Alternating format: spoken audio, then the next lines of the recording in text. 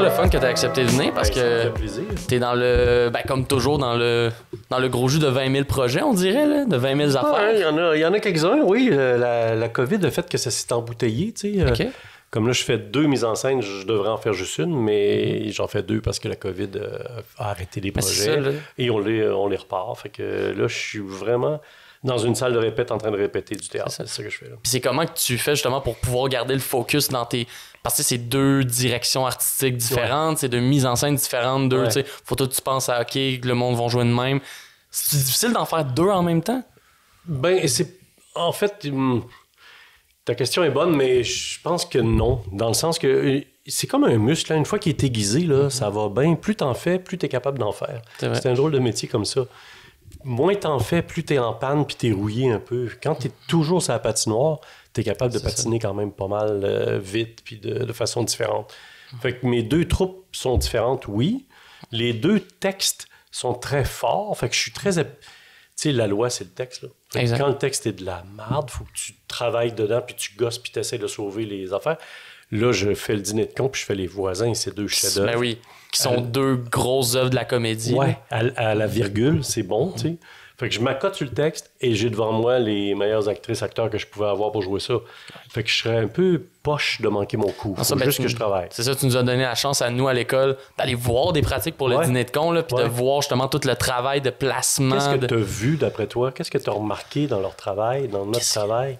Ben c'est sûr que premièrement, il y avait la communication que j'ai trouvé vraiment incroyable. Que là, vous étiez rendu à peu près à une place où vous aviez déjà placé. Ouais. On était dans du détail. C'est ça. C'est ça qu'on faisait. Je les laissais aller, puis j'intervenais un petit peu là, après une scène ou deux, là, au lieu d'intervenir tout le temps, mettons. C'est ça, c'est qu'ils plaçaient, vous faisiez de A à Z, puis là, s'il y avait un détail à... Ouais. Puis c'était justement cette communication-là, comment c'était clair, puis aussi à quel point c'était... Moi, je l'avais déjà dit à tes acteurs, justement, quand on est allé le voir, c'est la capacité à recevoir le commentaire, les voir être très sérieux, être en mode travail de comme OK, je reçois ce que tu me dis, puis là 2 secondes après rentrer dans le personnage, être dans l'émotion investie. Ouais.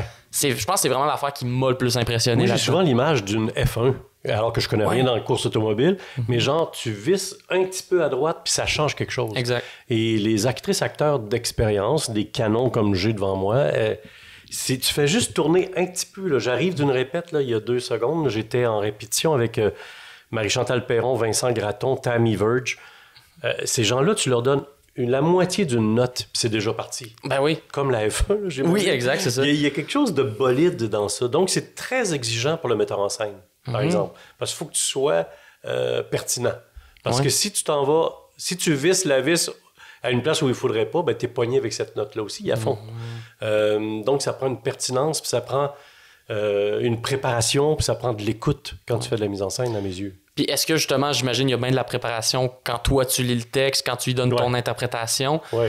Si-tu déjà arrivé dans une prod que tu as mis en scène où est-ce que, mettons, toi, tu avais tes idées, ta vision à l'écriture quand tu revisais le texte et que là, quand tu arrivais avec les acteurs, tu as fait comme oh, peut-être ça va pas marcher finalement. Faut toujours être prêt à être malléable. C'est ça. Moi, j'ai une idée d'un itinéraire, mais si c'est lui ou elle qui a le volant puis qui m'envoie un peu plus à gauche, je vais OK, on va aller voir qu'est-ce qu'il y a là. Ben oui. Parce que son interprétation, tu vois, j'allais dire instinct, mais c'est pas de l'instinct, c'est de l'interprétation. C'est dans le premier sens du mot. Je vais jouer Pignon, je m'appelle Laurent Paquin, je le vois comme ça. Tu sais. Ouais. Alors, moi, il faut que j'écoute l'artiste, mais ça prend un capitaine. Voilà. Il faut que j'assume le leadership que j'ai. Sinon, le bateau va aller à gauche, à droite, ça marche pas. Il faut annoncer ses couleurs. Fait que pour annoncer ses couleurs, il faut se préparer. Puis moi, me préparer, je suis un malade dans la tête de la préparation. Je connais les textes par cœur. Je sais où je m'en vais. J'ai travaillé chez nous. J'ai pris des notes. J'ai gossé. J'ai imaginé. J'ai extrapolé. C'est comme si c'est la première fois que tu vas à Paris. Puis là, je te dis, hey, à Paris, tu vas aller là, tu vas aller là, tu vas aller là. Moi, je me suis préparé parce que je suis allé. Et là, toi, je vais préparer ton voyage. Mais tu feras bien ton voyage à toi. C'est ça, c'est que ça se peut que je décide finalement, cette destination-là, ça m'intéresse moins, mais je vais aller à celle-là. Tu rencontres quelqu'un, tu vas prendre un café avec quelqu'un à la place d'aller voir le musée. Mais ça fait que moi, mon petit détour, je sais après que si je suis perdu, je peux revenir dans le chemin que tu m'as tracé. Parce que t'as un guide. Hey, nos images sont bonnes. Parce qu'on est bon. C'est plein de métaphores parfaites. On a des excellentes métaphores. Mais on utilise beaucoup les métaphores parce que c'est dur à verbaliser ce métier-là. C'est un peu weird, la mise en scène. Ou l'enseignement, tu sais. Ouais, l'enseignement, mais aussi juste bizarre. l'artistique en général. Là. Moi aussi. Ouais. Fait que ça prend des belles images de bateaux. C'est ça, exact. Faut qu'on utilise de la poésie parce que techniquement, si on explique ça, moi, là, faire de l'humour, si j'explique ça, genre textuellement, ce que c'est. Je vais dans des cafés, des fois j'ai des trucs drôles, puis après je vais les dire à des gens, puis j'espère qu'ils trouvent ça drôle. J'ai dit fort. Puis là, c'est j'espère qu'ils ont aimé ça. Oh, ça arrive, je peux réfléchir à la prochaine. Exact, c'est ça. Exact. Je peux me dire, celle-là ne va pas mourir ce soir. C'est ça, exactement. Celle-là, c'est la dernière fois que je l'essayais. Oh mon Dieu. Oh, j'aurais dû l'inverser. Celle-là. Mais c'est ça aussi, ouais. c'est à quel point sticker sur du détail, puis de la précision. Mais ça, c'est l'affaire qu'on dirait dans toutes les entrevues où on t'a vu, puis à chaque fois qu'on entend parler de toi, c'est vraiment ton éthique de travail. C'est vraiment à quel point tu travailles fort, à quel point... Tu sais, autant sur plusieurs projets, mais aussi sur les projets que t'as, t'es investi. Ouais. Puis je me demande, tu penses que ça vient d'où, justement, cette éthique de travail-là, Bonne question. Et la réponse classique, c'est ça vient de mes parents. Mais t'avais-tu des parents qui étaient vraiment investis dans le travail? Il travaillait 7 jours sur 7, puis c'était un bonhomme là, à plat ventre à son travail, il se donnait et tout. Le mot vaillance faisait partie de son vocabulaire. Être vaillant pour lui. C'est un peu judéo-chrétien, là, mais tu sais, être vaillant, André, c'est important et tout. Moi, je viens d'un petit village qui est maintenant une plus grosse ville, Sainte-Catherine de la Jacques-Cartier, comté de Portneuf. Qui est proche de Québec. Ouais, à peu près 20 minutes de Québec. Fait que c'était un petit village à l'époque, je le répète, puis j'ai travaillé très tôt, j'avais 10-12 ans, puis je travaillais, tu sais. Fait que je sais pas, ça vient de là, mais moi, je trouve que notre job, quel que soit notre job, devant un micro, une caméra, une scène, tout ça, c'est un privilège, fait que tu peux pas le prendre à la légère, exact. je pense. 100%. Moi, quand je suis au théâtre, que je joue pas, je dis souvent aux acteurs, ils nous ont choisis. Alors, ces gens-là dans la salle, c'est un peu parfait, là, ce que je te dis là. Mais ça me pousse à travailler encore plus fort, puis à rendre ce... Hey, c'est rien qu'une heure et demie dans ta journée, là. Botte-toi le cul, là. Ouais, donne-toi. Donc, de se donner pour les gens qui nous ont choisis. Il y a un privilège là-dedans. Donc, en amont, c'est la préparation. Fait que, je travaille fort. J'ai besoin. Quand je rentre à la télé, je suis préparé. J'ai déjà fait des shows de télé moins préparés, puis j'étais moins bon, moins habile, moins à l'aise, moins confortable. C'est quoi être bon, je sais pas, mais mettons moins confortable. Ouais, c'est ça. Des fois, c'est ça aussi des fois avec l'art qui est weird, c'est qu'on dirait que tu peux être la personne la plus préparée du monde, mais à un moment donné, il y a tout le temps un aspect de... Il y a sur le moment aussi que ça se vit, là, fait qu'à un moment donné, t'as beau... Mais c'est ça qui nous excite. Exact. Faut qu'il y ait des accidents un petit peu, là. C'est ce danger-là. Ouais, il faut pogner des nids de poules, là. C'est ça, comme je disais Encore tantôt. une image. Encore une image. Mais comme je disais tantôt, en humour, t'as beau passer 10 heures dans le café à écrire. Au final, c'est quand tu vas la faire sur scène que tu vas savoir ça marche-tu, ça marche pas. Ouais. Mais tu m'as entendu le dire à l'école, la préparation, le travail, l'essai, l'erreur, la salle de répète, le côté précieux de ça. Tu sais, on a 25 ans, puis on fait « Ah, fuck, je veux être sur scène, puis je le sais comment faire, puis c'est bon, ce joke-là, je vais la faire. » Oui, mais si tu la répétais, tu découvrirais plus. Tu sais, l'image de la Paris, si tu lis sur Paris, rendu dans la ville, tu vas faire « Ah, fuck, c'est ça que j'ai lu, OK, tu vas mieux regarder, tu vas mieux découvrir. » Ça, c'est mon minding à moi. Tu peux m'envoyer chier et dire non, mais moi, ça, c'est ma réponse quand tu parles d'éthique de travail, de préparation. Mais est-ce que justement, ce minding-là, c'est un minding que tu avais toi-même quand tu étais un jeune artiste qui commençait ou c'est quelque chose qui s'est plus développé avec l'expérience? Avec l'expérience. J'ai appris à aimer les répètes. J'étais impatient. Moi, je voulais performer vite. Puis moi, j'étais un improvisateur habile, tu sais, fait que je peux me lancer sans préparation, je peux animer un show de TV, ça m'allume, ça m'excite. Je peux dire, OK, hey, monte sur scène, puis, tu sais, c'est toi qui anime à soir. OK, calvaire. Allons-y. Je l'essaye. Mais ça, je peux le faire. Je peux me lancer dans la piscine comme ça. Une autre image. Mais j'ai compris avec le temps que plus je me préparais, mieux j'étais. Je retiens toujours le mot meilleur, je ne veux pas paraître prétentieux, mais tu comprends ce que je veux dire. Oui, je comprends. Plus habile, plus habile, puis surtout que l'outil de l'improvisation est intéressant, mais il ne faut pas que ça devienne l'outil que tu utilises tout le temps. Sinon, tu fais toujours la même affaire. C'est ça, il ne faut pas que ce soit genre, le fait que, ben je sais que même pas préparé, je suis capable de performer, c'est une bonne affaire. Si quand tu te retrouves dans ce coin-là, tu peux le faire, mais il ne faut pas que ce soit la seule affaire que tu utilises sur tous tes projets. C'est comme ça que tu quittes l'impro, à mes yeux. C'est quand tu t'aperçois que tu refais. Tu refais la même Moses d'affaires. Je pense que je vous l'avais dit en classe, mais j'ai quitté la LNI quand je me suis aperçu que je faisais toujours les mêmes bonhommes. Je fais OK, ma banque de clowns là, sont passés là. Puis là, je use tout ça parce que il me manque le travail, tu sais. C'est combien de temps que tu as passé à la LNI? Bonne question. Est-ce que j'ai passé à peu près 5 ans là, puis j'avais fait à peu près 5 ans à la LUI, à la Ligue universitaire d'improvisation, Oui, ok. à l'Université Laval, à Québec. Quand tu étais encore à Québec? Ouais. Ok. Fait que j'ai fait ça. Moi, la LUI, je suis de l'année 2 de la fondation. Fait que c'était comme le début de cette folie-là. C'est encore très costaud, la LUI. Oui. Puis je suis arrivé à Montréal, parce que je viens de Québec. Et là, j'ai embarqué dans la LNI, je sais pas, 4-5 ans, je sais pas. C'était-tu en même temps? Parce que c'est ça, ton début de carrière, en fait, tu as étudié pendant un moment au Cégep Limoilou. Ouais. Pendant. Puis t'avais. Avant. T'as lu le Wikipédia, man? J'ai vu le Wikipédia, j'ai T'es tout lu, malade. j'ai fait mes recherches. T'es très hot. En quoi j'ai étudié à Limoilou? Ça, par contre. Ah, ben là, comment? Mais attends. C'est parce que moi, il y a un conseil que. Je pense pas que c'est Thomas Levac directement qui me l'a dit, mais quelqu'un. Tu sais, un conseil que tu reçois de quelqu'un qui s'est fait donner un conseil. Puis qui m'avait dit qu'en podcast, tu sais, souvent, tu sais, tu parlais de préparation. Tu sais, t'as comme envie de tout préparer, t'as envie de genre tout rechercher sur la personne, puis faire comment je sais tout sur sa vie. Mais il avait dit, ouais, mais dans un podcast, ce qui est cool, c'est que poser des questions, ça fait que l'autre parle. Ouais. Fait que t'es comme de pas savoir certains. Of course, il faut que tu connaisses un peu, là, pour Mais faire de genre. suivre la conversation, en fait. Mais de C'est ça. suivre la conversation, suivre le flow, puis surtout, de pas tout savoir les micro-détails, ben ça fait que, OK, je sais cette information-là, mais on va aller creuser pour en savoir plus. Fait que si à la maison, vous voulez faire un podcast, c'est un conseil que je vous donne. Sachez, mais pas trop. C'est ça. Lisez le titre. Genre, exact. lisez la quatrième de couverture, mais C'est ça. laissez le bouquin fermé pendant C'est un ça, moment. comme au cégep. Exact. Mais c'est ça, quand t'étais au Cégep Limoilou, t'avais déjà essayé ou pas encore pour les écoles de théâtre? Non, j'avais jamais À ce essayé. moment-là, c'était pas du tout. Je savais à peine que ça existait. Ok. J'étais à Limoilou, j'étudiais en communication. Fait que je suis parti pour 2 ans à Limoilou, puis je sais pas trop ce que je vais faire dans ma vie, mais j'aime ça, les coms. Fait que c'est très large. Là, on fait du cinéma, on fait du journal, on fait de la radio, on fait du théâtre, on fait de tout, parce qu'on goûte à tout, ce genre de programme qu'il y avait, qui n'existe plus à Limoilou. Bref, je suis là-dedans, et j'ai une amie qui me dit, je fais mes auditions, là, je ne veux pas me mélanger dans mes années, mais oui, c'est ça, c'est au cégep. Je faisais déjà beaucoup de théâtre amateur. Moi, je faisais du théâtre, j'avais 5 ans. C'était déjà une passion que t'avais depuis longtemps. Mais je faisais mes affaires à moi. C'est J'avais ça. jamais appris. J'avais jamais mémorisé un texte que j'avais pas écrit. Ok. J'écrivais mes patentes, mes sketchs, mes numbers, puis mes pièces. Tu sais. Bon, bref. Et mon ami, c'est ça, a dit, moi, je passe une audition, veux-tu me donner la réplique? Parce qu'elle était on faisait du théâtre amateur ensemble. Je dis, OK, c'est quoi ça, une réplique? Fait que j'ai fait la réplique de Myriam, qu'elle s'appelle, et j'ai été accepté Wow. pour le stage OK. au Conservatoire de Québec.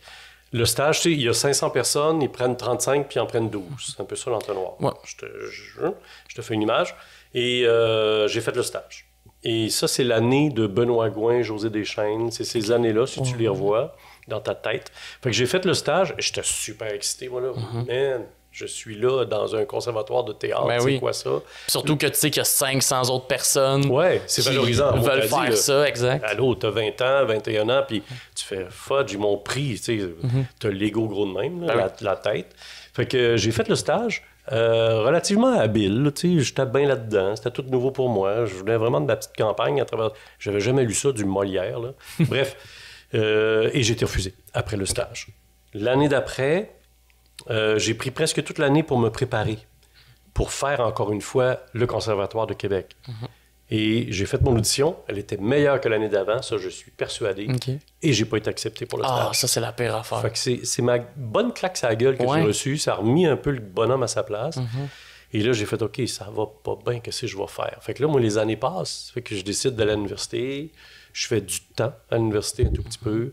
Et je me convainc d'aller à Montréal. Je voulais rester à Québec. J'ai fait, OK, ben si. C'est quoi qui t'a convaincu? Ben, le refus. OK, c'est vraiment, si ça n'a pas marché à Québec, je vais essayer dans les écoles à Quand Montréal. tu fais 2 fois, tu te fais dire non, tu fais OK, il doit y avoir quelque chose qui bloque ici. C'est quoi, je ne saurais jamais, je ne le sais pas encore aujourd'hui. Puis j'ai essayé à Montréal, puis là, j'ai été accepté aux 2 à Montréal. Fait que c'est comme bizarre. J'avais vécu, j'avais évolué, j'avais pris une maturité dans Je pense, mon mais travail. c'est ça, j'ai l'impression des fois qui est important. Là. Je sais que je me suis fait beaucoup dire, parce que moi, un peu la même affaire avec l'humour, quand j'étais jeune, je savais que je voulais faire ça. Moi, c'était une affaire de début adolescence que je veux faire ça plus tard. Puis je me rappelle, il y a beaucoup de monde que, tu sais, je leur disais, moi, quand j'ai 18 ans, je vais faire les auditions d'école de l'humour, puis je veux rentrer là. Puis il y a bien du monde qui m'ont dit, tu sais quoi, va donc faire de quoi au cégep avant, tu sais, même si tu t'en fous, là, même si tu n'en as rien à... C'est un bon conseil, non? C'est un très bon conseil parce que ça fait, va au cégep, vis d'autres affaires, tu sais, amasse de l'expérience. Puis avec ça, ça va donner bien plus de chances de rentrer après parce que tu vas avoir vécu de quoi, tu vas pas juste être un kid du secondaire. Puis tu sais, en ce moment, genre, il y a du monde à l'école qui sont très très jeunes puis qui sont très très bons. Mais il y en a aussi, tu vois que c'est comme, l'expérience, elle les a menés à quelque chose qui fait que c'est les artistes qui sont aujourd'hui. C'est quand on saisit que le violon, encore une image, mais tu sais, la pâte qu'on travaille, c'est ça. Fait qu'il faut que ça aille vivre à quelque part. Faut que tu lises des livres, faut que tu voyages, faut que tu te casses le nez à quelque part, faut que tu gagnes, faut que tu perdes, faut que tu te trompes. Faut que tu essaies, faut que tu goûtes des affaires, intellectuellement, physiquement, tu sais, tout ça. Puis là, on dirait que ça devient... T'es plus prêt à rentrer dans une formation. Ouais. T'as comme plus d'outils à gérer. Moi, je l'ai vu de même. Puis et je suis très heureux d'avoir été refusé. Parce que si j'étais rentré à ce moment-là, j'aurais pas donné la même affaire et je serais resté à Québec, ce qui est une autre aventure là, pour faire le métier d'acteur. C'est vrai. Et ou d'animateur, ce que je fais dans la vie. Fait que d'être à Montréal, mais ça m'a aidé. Mais tu sais, moi, je voulais rester à Québec parce que ma famille, parce que ça allait bien, mes affaires. Tu sais, je commençais à avoir des petites scènes à moi avec la Lui, justement. Je travaillais avec des gens qui sont assez solides, là, bref, qui ont des grosses carrières aujourd'hui, mais bref, c'était des amis avec qui j'avançais, tu sais. Et là, refus. J'avais ma blonde aussi. Bref, il a fallu que je change, que je casse tout ça, puis je fasse OK, je m'en vais. Mais ça a dû aider justement parce que tu des fois, juste aider à casser l'endroit où t'es habitué. Tu sais que là, Québec, t'es dans ton confort, t'arrives à Montréal, tu connais rien. Attends, j'étais encore chez mes parents. Parce que, oui, moi, mon village, c'est soit que tu t'achètes un char ou bedon, tu te prends un appartement. Ouais. Moi, je m'étais acheté une auto. À 16 ans, je m'achète mon premier char. J'avais même plus d'argent à mettre du gaz. Elle était dans le cours, puis j'attendais. J'attendais que le gazon pousse parce que je tournais du gazon dans les cimetières. En tout cas, bref, c'est niaiseux. Tu tournais le gazon dans les cimetières? Oui, j'ai payé du gaz avec ça. Mais bref. Mais non, attends, on va pas passer. C'est quand même drôle, ça. Oui, j'ai fait ça longtemps. Là. T'as fait ça? Dans mon village, il y a 2 cimetières, c'est grand. Et tout le terrain du presbytère puis de l'église, c'est moi qui faisais l'entretien de ça. Puis c'était-tu genre... Est-ce qu'à l'époque, t'avais déjà les espèces de tondeuses un peu genre auto que Un jour, je me suis acheté un tracteur, c'est malade! Oh, wow! Et mon grand moment dans ma vie, c'est quand j'ai eu le coupe-bordure. Le Weed Eater. Oui. Parce que j'ai fait ça au ciseau pendant des années. T'as-tu vu le nombre d'épitaphes, là, à 4 pattes? Ouais. Mais tu sais... fait que là, tu passais le Weed Eater autour des tombes. Ouais. Je voulais ça propre, puis je faisais ça avec mon père. C'était une job que je faisais avec mon père. T'étais pas seul dans le cimetière à couper du gazon. Il y avait bien du monde autour de nous, mais bien mort. Mais donc, j'ai fait ça pendant plusieurs années. Mon père et moi, on a beaucoup travaillé ensemble. J'étais très, très complice avec mon papa. Fait que c'était notre job d'été, puis je travaillais dans un restaurant en même temps aussi, puis je travaillais dans une brasserie. C'était comme... parce que je voulais m'acheter un char, parce que je voulais m'acheter des affaires, puis blablabla. Fait que ce qui fait que j'étais chez mes parents jusqu'à assez tard, parce que j'avais l'automobile. Et j'étais seul chez mes parents parce que je suis le plus jeune, mon frère et ma soeur étaient partis. Tout ça s'explique. Donc, ce qui fait que tu arrives à Montréal, puis c'est comme 8 Manhattan là, pour toi. Là, oui, exact. OK, où est-ce que je suis? Et puis, je me suis installé dans mon premier appart. Avant Montréal, j'avais eu des jobs d'été au théâtre dans le bas du fleuve.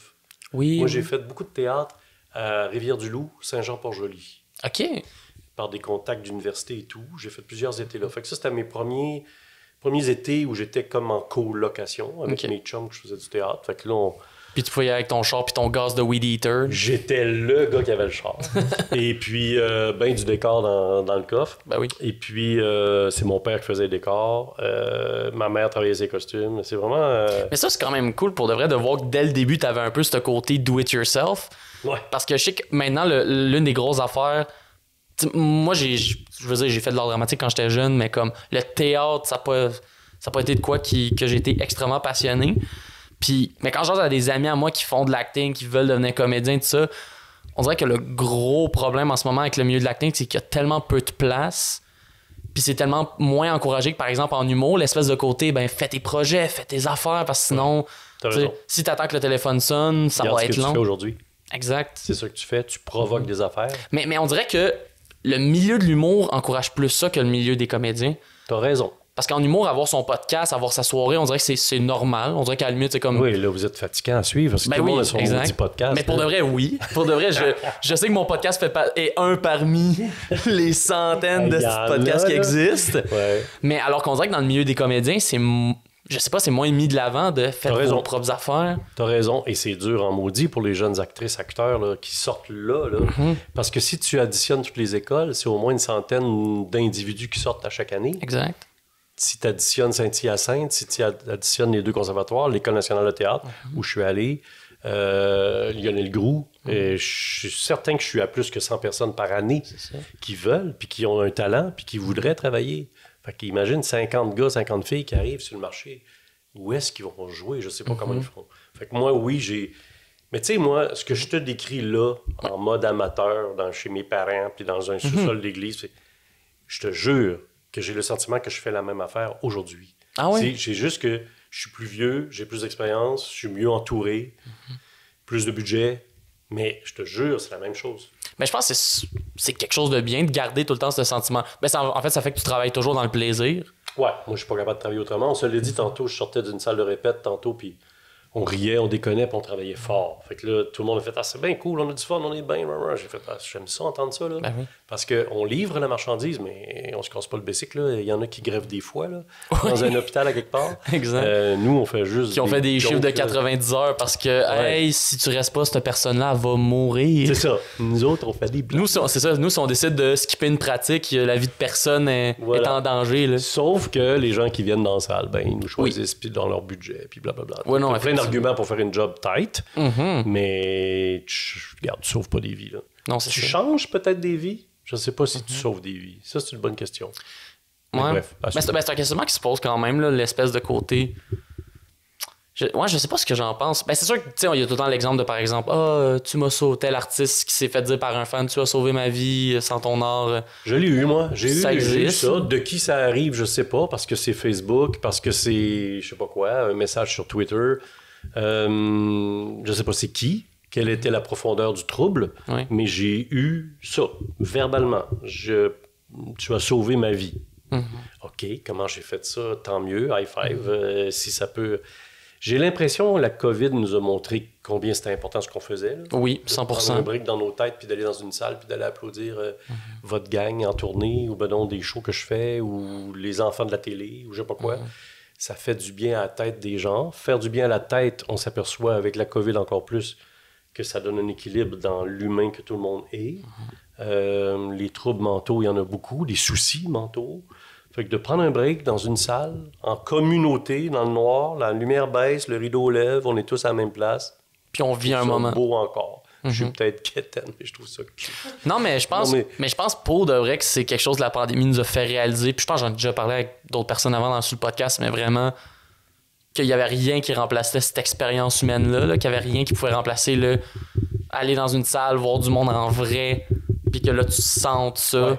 Ouais. Puis même, c'était fou, là, les premières dates post-confinement où tu avais des salles à 25-50% de capacité, tu avais genre 200 personnes dans une salle de 1000, mais on dirait que c'était le public d'un Centre Bell tellement ils voulaient être là, puis ils étaient comme « Oui, je veux que vous sentiez qu'en ce moment, j'ai du plaisir. » Je m'en souviens, moi, de la première fois, ce que tu viens de décrire, là, c'est une demi-salle à 2 mètres de distance. Bref, une drôle de salle, le rideau est fermé.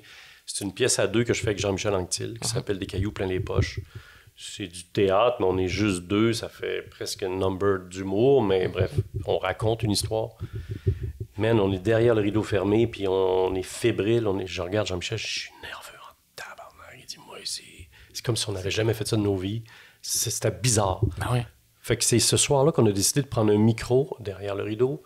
Bonsoir, est-ce que vous allez bien? Tu sais, au théâtre, tu fais pas ça habituellement. Hey, on est content d'être... je nommais la ville et tout. Là, man, les gens gueulaient quand le rideau a levé. Au salut à la fin. J'ai toujours eu l'impression que ce salut-là, c'était pas bravo, c'était merci. Ouais, c'est ça. Merci comprends? d'être là. Peut-être qu'on est bien sentimentaux puis qu'on invente nos affaires romantiques, mais c'est vraiment le feeling que j'ai eu avec Jean-Michel. Puis, tu sais, Jean-Michel et moi, on a fait du stage, là. On s'est regardé puis on a fait, OK, à soir, c'est comme il y a avant puis après à soir. Là. Ouais. À partir de maintenant, on sait que notre job est pas si... elle est vraiment utile, en fait. Elle est utile à quelque chose. Exact, elle a son utilité. Ouais, je pense. Ouais. On dirait qu'il y avait de quoi de vraiment weird pendant la pandémie de se faire dire il y a des jobs essentiels et des jobs non essentiels. Il y avait de quoi que... Ouais. Moi, le mot « utile », c'est le mot que je disais le plus souvent pendant que je savais pas ce qu'on vivait. J'étais au chalet, je faisais fudge, je dis « Fais quoi, là? Je veux être utile, je veux servir, je peux-tu faire de quoi avec le peu de talent que j'ai? Si j'étais plombier, j'irais faire de la plomberie, là, tu sais. Ouais, exact. Là, moi, j'étais un communicateur, donnez-moi quelque chose. Et là, j'ai fait de la radio à Radio-Canada à ce moment-là. Man, ça m'a fait du bien. J'ai fait « OK, là, je suis en onde, je peux aider, je peux interviewer, je peux informer, je peux divertir. » donnez-moi un outil. Là. Ouais, c'est ça. Parce que ça se pouvait pas, là. Tu sais, j'étais au chalet, habillé en guenille, essayer de comprendre mes outils, puis j'essayais de faire un meuble. C'est pas ça que je suis bon, je suis pas bon à ça. Je veux communiquer. Tu sais. Exact. Le mot utile, je veux être utile. Parce que là, socialement, on est en crise. Puis souvenons-nous, là, le début de la pandémie, on savait même pas c'était quoi. Tu sais. Oui, c'est ça. Tu sais, Legault nous disait ça va durer 2 semaines. Oui, le fameux 2 semaines qui est devenu 4 mois. Et 2 ans. Puis les 2 ans ensuite. Fait que, puis lui-même, l'équipe qui est autour de lui savait pas ce qu'on vivait vraiment. Bref, être utile, c'est quand même un privilège d'avoir le sentiment qu'on est utile. C'est vrai. Et c'est à ça, je pense, qu'il faut penser en coulisses avant que la musique parte. Tu fais, OK, je pense qu'à ce soir, je vais servir à quelque chose. Mm-hmm. Moi, les années que j'ai fait des télétons, j'en ai fait 12 à la télé. Là. Et c'est ce que je disais, Mireille Desglin était à côté de moi. 12 ans, on se tenait la main, la musique partait, on partait live pour 24 heures à chaque année. Puis je faisais, la phrase c'était, en fin de semaine, on rend notre métier nécessaire. On donne un, non, cette année, non, qu'est-ce que je disais? En fin de semaine, on donne un sens à notre métier, c'est ça. OK. Un vrai. Oui. On déshabillait tout le reste, là, on était juste 2 communicateurs qui allaient chercher je sais pas combien de millions pour sauver des vies. Mm-hmm. Wow. Puis voilà, ben oui. Tu rentres chez vous puis t'es bien. Oui, tu te sens fier après. Si ça peut servir à ça. Mais t'en as parlé rapidement, puis j'ai lu un fun fact. À ce qui paraît, t'es quand même proche de notre cher premier ministre, M. Legault. Ben, oui. Je suis proche de François Legault avant qu'il soit premier ministre. OK. Parce que c'était mon partenaire de tennis. OK. Fait que moi, j'ai joué beaucoup au tennis avec François, mon ami François. Oui. Mais il faut entendre qu'il n'était pas premier ministre à l'époque. Il y a un bout de temps, on jouait au tennis, il était ministre. Il a été ministre de l'Éducation, il a été ministre de la Santé aussi. Bref, il y a eu quelques dossiers, quelques ministères. Ce qui fait que, oui, il y avait des gardes du corps qui étaient sur le bord du terrain en veston-cravate pendant qu'on jouait. Ça vient avec la job. Oh shit. Mais je l'ai connu avant ça. On dirait que c'est bizarre. On dirait que c'est pas une image que je me ferais d'un premier ministre, même d'un ministre provincial, d'avoir des gardes du corps. Ouais, ben ils en ont, puis ils ont des chauffeurs. Depuis que René Lévesque a eu un accident, René Lévesque, il a été nommé en novembre, puis en février, par accident, il a tué quelqu'un. Oui, il a tué un piéton. C'était un sans-abri, je pense. Exact. Ouais, c'est ça. Il l'a traîné sous la voiture, puis est-ce qu'il y avait un verre dans le nez? En tout cas, l'histoire devrait le dire. Et donc, à partir de là, ils ont passé le règlement que tous les ministres avaient un chauffeur, ne conduisaient plus la voiture. OK. Puis il vient avec ça du monde autour, un entourage. Mais bref, donc, oui, je connais François, oui... nos gars aussi jouent au hockey ensemble. OK. Fait que des rencontres d'aréna. Et Isabelle aussi, je l'aime bien. Mais tu sais, là, je les nomme comme si c'était des chummy. Mais je les vois pas toutes les semaines. Depuis qu'il est premier ministre, c'est une autre relation parce qu'il il y a comme un agenda de premier ministre. C'est ça. Mais en toute franchise, on se parle, mais on parle pas de ça. On parle de comment vont tes gars. Puis, C'est ça. Mais ça, c'est une affaire que je trouvais drôle parce que quand tu as commencé à nous enseigner à l'école de l'humour, tu sais, je m'étais fait dire genre, André Robitaille, il name drop souvent du monde, tu sais, il parle souvent de gens connus. Puis ce que ça m'a fait réaliser qui était fou, c'est que c'est comme, oui, tu name drop du monde, mais toi, c'est pas. Tu sais, les gens d'habitude qui disent, moi j'ai déjà vu telle personne. C'est pas chiant? Mais c'est parce que toi, c'est pas pour braguer, c'est pas pour avoir de l'air impressionnant, c'est ta vie. Ouais, c'est ça. Ta vie, c'est de traîner avec ces acteurs-là. Mais souviens-toi que je vous l'avais dit, là. Je m'excuse, je vais nommer des noms. Si je vous fais chier, dites-moi-les. Mais c'est ça, on en faisait un running gag, là. Name dropping! Ouais, c'est ça. Mais le gag est drôle, mais c'est quand même... C'est aussi fascinant de se dire, pour toi, c'est pas un symbole de « ces gens-là, je parle d'eux parce que j'ai de l'air impressionnant », c'est ta réalité. Ben, mes chums d'école, c'est des... Regarde-moi la couleur des cheveux, là. C'est du monde que tu connais, c'est du monde... C'est mes chums de travail, tu sais, fait que... Avec qui t'étais hier, si je te nomme 3 personnes, ben, tu vas OK, oh boy. Tu sais, mais pour vrai, t'es gentil de le verbaliser parce que ça me préoccupe pour vrai. Je veux pas faire chier. Pour vrai, ça me tente pas d'être chiant. Je serais capable, j'ai le goût d'être chiant. Ça va être aujourd'hui. C'est ça, tu peux te le permettre. Non, mais pour vrai, ça me gosse. Puis ça me préoccupe. Puis c'est pour ça que je vous l'ai dit 12 fois au début de la session. Puis... peut-être que j'ai fait chier les classes précédentes là, puisque je n'avais pas autant averti, mais Mais c'est ça ma job, c'est ça ma Exact. vie. Si tu fais les enfants à la télé depuis 8 ans, il y a de la grosse vedette qui passe au pied carré. Ben, puis tu sais, toutes les gigs d'acteurs que t'as fait, toutes les autres gigs d'animation que t'as fait. Mes profs, Exact. mes chums avec qui j'ai étudié, les gars avec qui je joue au hockey, il y a de la cuteux là-dedans, ou des techs très, très haut placés, ou tu sais, qui travaillent dans des business du Cirque du Soleil puis du Moment Factory, des affaires de même, mais on était à l'école ensemble. Toi, Oui. tu vas dire ça dans 30 ans de tes chummies, je vais dire « Ah, fuck, tu connais... » Je sais pas qui, Pascal Magrino. Quoi? T'es T'as fou, traîné avec elle hein? à l'école? C'est fou, tu t'es changé dans la même loge que je pense, Félix Patente. Félix Gravel. Non, hey, arrête. Fait que c'est ça. Ben oui. C'est la même affaire. Fait que quand je nomme, dites-moi si je fais chier. Hein. Ben non. Pour vrai, ça me tente pas. Parce qu'il y en a, t'as raison, qui l'utilisent peut-être. Mais moi, Oui, mais clairement qu'il y en a, mais souvent, c'est pas les gens qui... et des fois, je censure. Des fois, je nomme pas la personne. Tu sais. Ouais. Si je dis, j'étais à des chums hier, parce que c'est pas pertinent. Oui, c'est ça, c'est juste pas important de... Ouais. Je voulais revenir un peu sur les écoles de théâtre, qui a l'air d'être un monde quand même très fascinant. Toi, c'est comment que tu as vécu justement tes années de formation? Moi, j'ai trippé. Ah ouais? Moi, j'adore l'école. Moi, j'aime ça. Étudier, j'aime l'atmosphère d'une école, j'aime les murs, j'aime la rencontre des pairs, j'aime rencontrer les gens qui ont vécu avant toi, le dépassement, l'erreur, les difficultés, le safe space, là, on en a parlé, juste avoir le droit. Je capote sur les écoles en général. Fait que moi, l'École nationale de théâtre, moi, j'avais été accepté au Conservatoire de Montréal puis l'École nationale de théâtre. J'ai pris une bière avec un gars qui vivait la même affaire. On avait comme là, fallait décider. On est tous les deux à Brasserie Laurier, puis on fait OK, qu'est-ce que tu fais? Ah, je vais aller au conservatoire. OK, moi, je vais aller à l'école, je pense. OK, cheers. Let's go. Et on a fait nos formations comme ça. Et moi, j'ai été 4 ans. J'étais de la première batch qui faisait 4 ans obligatoirement. Aujourd'hui, c'est revenu à 3 ans, je crois. Quelque chose, ouais? Hey, je suis sorti en 89, là, on était tous en sépia. Là. Ça fait longtemps. Là. Mais bref, et j'ai adoré parce que le dynamisme de cette école-là, c'est-à-dire rencontrer des profs qui travaillent à l'extérieur, des gens qui sont actifs. Puis là, c'est là que je pourrais te faire bien du name-dropping. Mais tu sais, j'en ai eu des profs là, que tu connais, là, qui sont là devant moi, puis tu fais OK, moi, je les ai vus à la TV la semaine passée, puis là, ils m'enseignent. Cool. Je vais l'écouter. Mettons, il sait de quoi il parle, tu sais. Ou elle. Fait que j'ai goûté à ça. Puis l'École nationale aussi, en plus, c'était comme un peu plus large. Il y avait de la danse, il y avait de... Le corps était important. Il y avait de la forme physique. C'est ça, c'était pas l'école que c'est juste genre on vous apprend à faire du Shakespeare parce que c'est ça le vrai théâtre. Non, c'est ça, ouais. C'était plus... j'allais dire le mot expérimental, mais bref, il y a quand même une grosse structure. Mais on essayait beaucoup d'affaires. Tu sais, ça m'allumait. Tu sais, on essayait plein de patentes. Parce que moi, danser, chanter, c'est de l'ouvrage. Mais quand tu es devant des profs extraordinaires, ben, tu es en sécurité, puis tu te casses le nez parce que c'est pas grave, tu es à l'école. Fait que moi, l'école de théâtre, pour vrai, je recommencerai demain. Je te le jure. Je travaille présentement avec une fille qui était dans ma classe, qui est Marie-Chantal Perron, name dropping. Et puis, elle était dans ma classe. On s'en est parlé encore ce matin. On se souvenait, nos souvenirs de classe, puis d'école, puis tout ça. Mais parce que les gens avec qui tu traverses l'école, du moins pendant 4 ans, toi, tu sauras me le dire, 2 ans, je trouve ça court.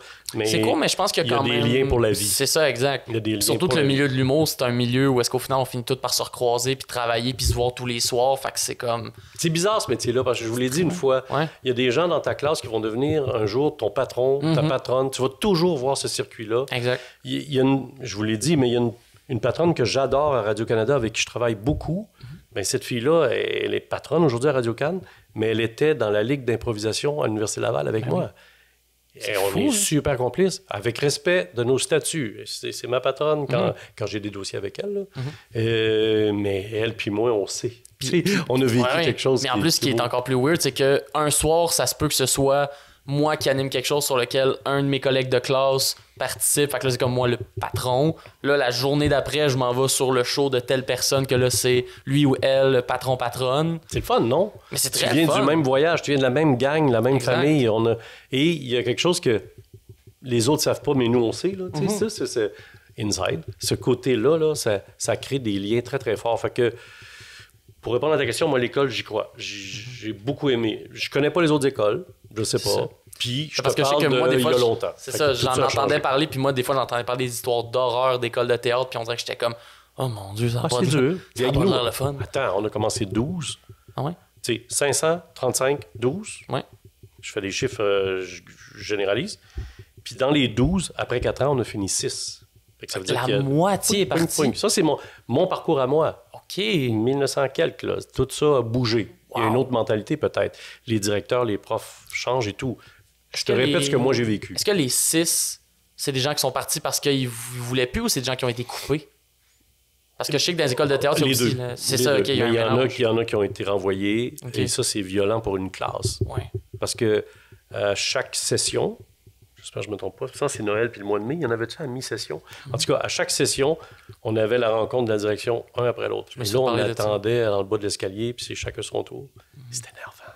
Fait que là, tu montes, puis tu es assis devant les 3 directeurs, puis ils disent le bilan de ta session. OK. Fait que ton bilan peut finir le punch, ça peut être « Peux-tu t'en aller, s'il te plaît? » Ou « Ben non, lâche pas, man, on est avec toi. » Ou « Lâche pas, Moi, ce que j'ai madame. entendu, puis là, c'est plus... Puis c'est récent.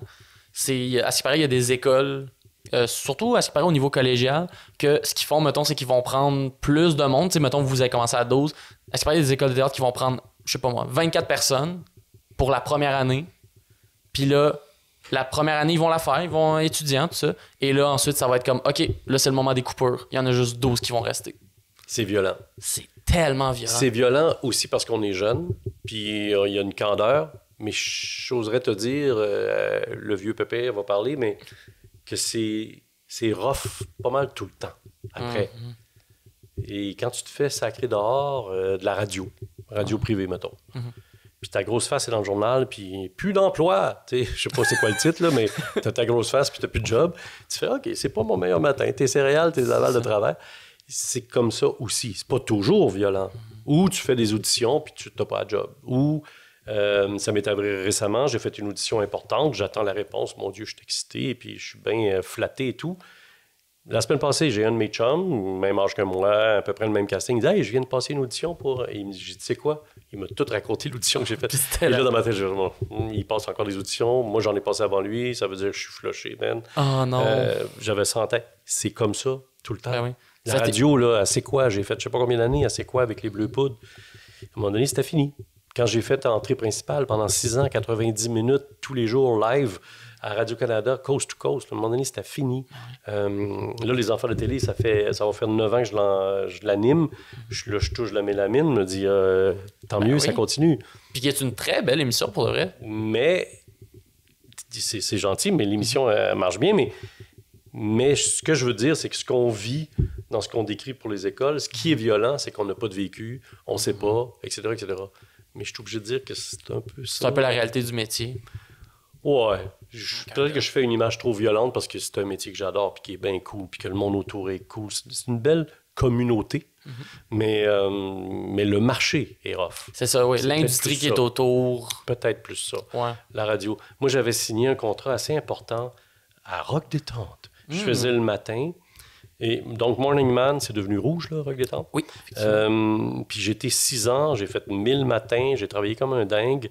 Et quand j'ai signé le contrat avec la boss que j'adore encore aujourd'hui, qui est rendue ailleurs, j'ai signé le contrat, Champagne, man. On est là, André, On est Morning reparti. Man. Ça, c'est mon début, puis c'est un contrat payant. Il y a beaucoup de chiffres, il y a beaucoup de dates, il y a beaucoup de pression. Je suis comme bien excité, c'est une grosse journée. Et je l'ai regardé dans les yeux avant de signer, puis j'ai dit, le jour où tu vas me mettre à la porte, fais-le doucement, s'il te plaît. Fais-le délicatement. Ah, dis, arrête donc, on fête aujourd'hui, arrête pas. Non, je dis non, je suis sérieux. Un jour, tu vas me sacrer dehors. Fais-le cool. Ouais, c'est ça. Elle dit, OK, t'es bien épais. Ouais, signe, là, qu'on prenne le champagne. Je signe, prends le champagne. 6 ans plus tard, elle me regarde, elle dit, André, il y a 6 ans, tu m'avais dit de te faire ça cool. C'est un matin, ça va être difficile, mais il faut que je te dise que c'est de même. C'est de même. Puis j'ai fait, OK. Moi, j'ai un grand respect. Hey, c'est de l'ouvrage pour un boss de dire à la personne, bye. Mais, fait que les renvois à l'école, peut-être que ça a du bon. Oui, mais c'est un petit peu de bonheur pour vivre une claque sur la gueule. C'est ça, ouais. Ouais. C'est très tôt dans une carrière. Là. Ouais. Mais ça a peut-être du bon pour la classe. Tu sais, Ouais. une pioche que tu traînes avec toi dans une classe, c'est un caillou dans le soulier. Une autre image. Mais tu comprends? Ça peut nuire, ça peut retarder, ça peut... Ben, c'est pour ça que moi, je suis tellement content de ma cohorte, là, parce que, Ah oui. je veux dire... Ben, on pourrait nommer 2-3 personnes qui t'ont Oui, fait chier, mais on tu va me pas dis faire avant ça, qu'ils- Tu sais, chose, puis chose, puis Parce que l'affaire, c'est chose. qu'ils l'écoutent peut-être, le podcast. Non, ils t'écoutent pas, ils font leur podcast. Non, mais tu comprends ce que je veux Ben dire. oui, 100%. Tu sais, c'est violent, c'est rough, mais quand il faut pour sauver le reste de la famille, tu sais. Mais je vois. Effectivement. J'essaie de le comprendre comme ça. Mais il y a de quoi que je trouve intéressant parce que justement, tu as fait tellement d'émissions, autant comme animateur, comme acteur, comme. Puis, je me demande, c'est quoi justement de. Est-ce qu'à un moment donné, est-ce qu'à chaque fois qu'un projet finissait, même si, mettons, il y en avait plein avant, t'avais quand même l'espèce d'anxiété de il va-tu en avoir un autre? Ou t'étais quand même assez confiant? Moi, je suis super mauvais pour les fins. Hmm. Moi, je suis niaiseux.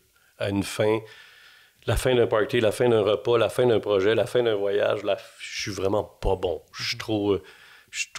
You're not good at goodbyes. C'est exact. Je braille, j'ai de la peine, je tombe dans un cafard poêle, je sais pas quoi, là. Je sais pas c'est quoi un cafard poêle. Mais, tu sais, mettons, je fais une mise en scène. Le soir de la première, tu déposes ton projet. Oui, tu vas le suivre d'un soir à l'autre. Mais t'es dans ton char après, puis eux autres, ils partent, là. C'est ça. Puis toi, ben, c'est fait. Fait que là, j'ai un gros cafard. Je suis vraiment pas bon. Je suis le genre, moi, à partir en douce pendant le party parce que j'ai de la misère à dire « Hey, salut! » Fait que ces fins-là, pour moi, sont difficiles. Donc, oui, il y a une certaine inquiétude à savoir où est-ce que je m'en vais après.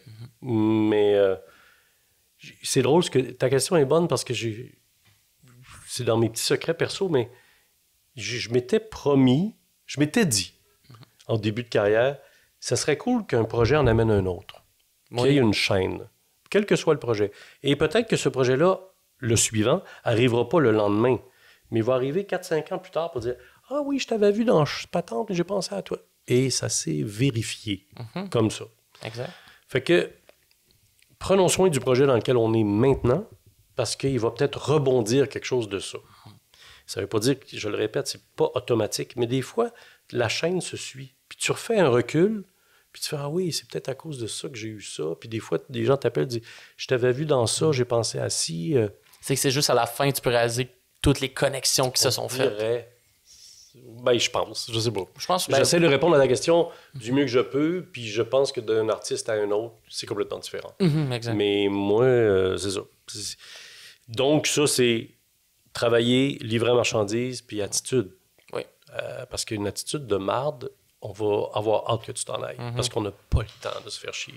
Fait que, à talent égal, tu pas celui qui te fait moins chier. Voilà. Puis en même temps, il faut que tu sois toi-même. Tu n'es pas là pour être têteux, puis...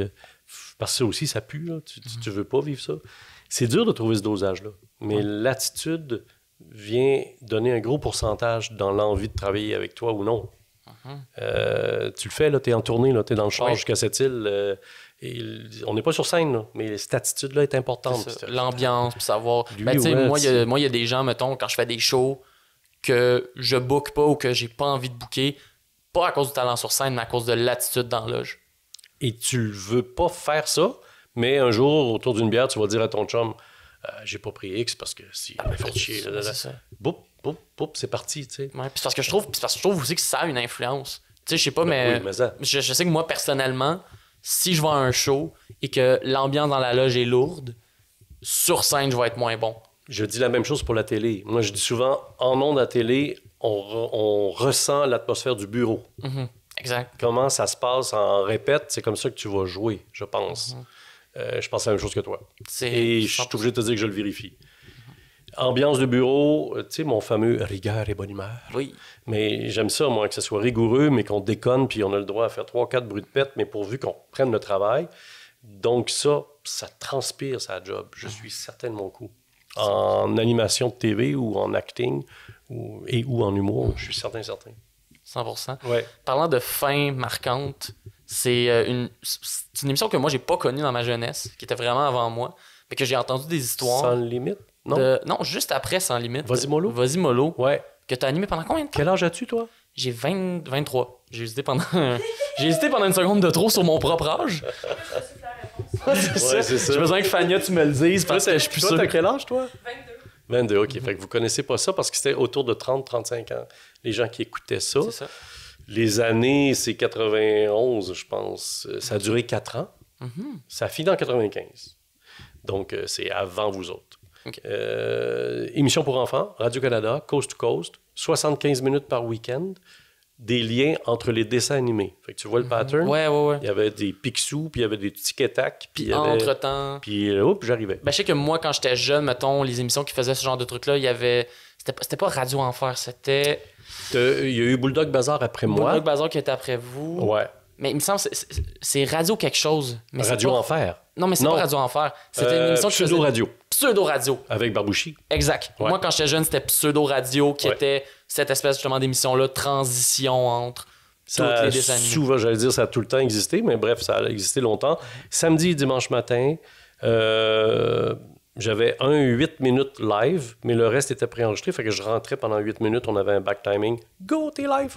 Fait qu'il y avait ça. Ça me permettait de faire des téléphones, faire des jeux live avec les enfants. Fait que ça s'appelait Vas-y Mollo et je venais de sortir de Sans Limite. On m'a invité à auditionner. Moi, je voulais pas être animateur de TV. Ben, je voulais pas. Je savais pas que je pouvais être animateur TV. Sans Limite, je faisais des personnages.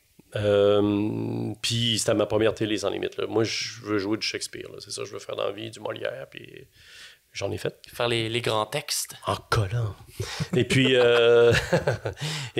donc, on m'invite à auditionner pour Vas-y Mollo. Puis la réalisatrice qui m'aimait bien dans les Bleus Poudres m'invite à auditionner. Ça t'intéresse-tu? Là, j'ai fait, je résume plein d'étapes, là, mais j'ai juste fait, ça m'intéresse si je l'écris, si je le conçois, parce que en secret, ça m'inquiétait. Est-ce que ça va être quétaine? Est-ce que ça va être allô, les amis? Ouais. On dirait qu'il y a tout le temps un peu cette espèce de stéréotype-là pour le contenu jeunesse. Là. J'avais peur de ça, préjugé. Et elle me dit, OK, go, on embarque. Qu'est-ce que tu as dans la tête? Puis là, moi, j'ai commencé à écrire un show de TV. J'avais jamais fait ça. Okay. Vas-y, mollo. J'avais des réalisateurs extraordinaires, des recherchistes. Tout le monde travaille là. Je parle aux jeux, là, mais c'est une affaire de gang. Mais qu'est-ce que tu veux? Il y en a un qui lead un peu l'esprit de l'émission. Puis cet esprit-là, moi, je voulais que ce soit du jeu, de l'acting, donc du jeu d'actrice-acteur, puis un gars qui anime. Fait que ça me permettait de faire plein de personnages. Fait que c'est une émission qui a marqué, je pense, pour les jeunes qui étaient là, parce que c'était assez cave et relations humaines chaleureuses. Fait que c'est le fun quand tu manges tes céréales avec ta télécommande, tu regardes des petits bonhommes, puis c'était sympathique, c'était drôle, je pense, sans prétention, mais c'est dur de faire rire à la TV, là, parce que t'as pas le public que t'entends. Mais... C'est dur de faire rire à la télé, puis j'ai l'impression que c'est dur de faire rire des enfants. Ben, c'est pur. C'est ça, exact. S'ils te trouvent pas bon, ils forceront pas, là. Ça, non, c'est vraiment. pas ça, là. Mais quand ils t'aiment fort. Puis là, moi, ça a été aimé.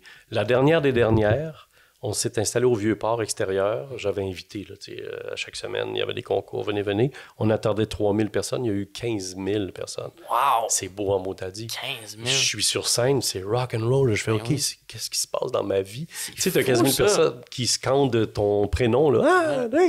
Je suis dans ma roulotte en arrière. Hey man, je suis juste un acteur. Là. Parce que déjà 3000, déjà beaucoup. Là, très bonne crowd. Oui. Mais que là, t'atteins... C'était merveilleux. 15 000 personnes. C'était merveilleux. Puis à chaque fois que j'avais un invité qui arrivait sur scène, que je te nommerai pas parce que ça fait name dropping. Tu peux les nommer. Ben, tu sais, Marc Labrèche. Ben oui. Et Marc qui arrive parce que je faisais des sketchs avec Marc.